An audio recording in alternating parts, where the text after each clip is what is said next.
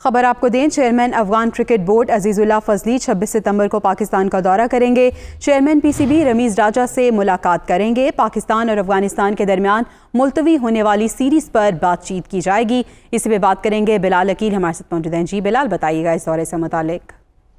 جی بالکل، Afghan cricket board کے chairman عزیز اللہ فضلی جو ہے وہ اتوار کو پاکستان آئیں گے، اور اس پاکستان آمد کے بعد وہ سربراہ پاکستان کرکٹ بورڈ رمیز راجہ سے بھی ملاقات کریں گے، اور عزیز اللہ فضلی پاکستان کرکٹ ٹیم کو دورہ افغانستان کی دعوت دیں گے، جبکہ ذرائع کا کہنا ہے کہ ملاقات میں پاکستان اور افغانستان کے درمیان ملتوی ہونے والی سیریز جو تھی اس پر بھی تبادلہ خیال کیا جائے گا۔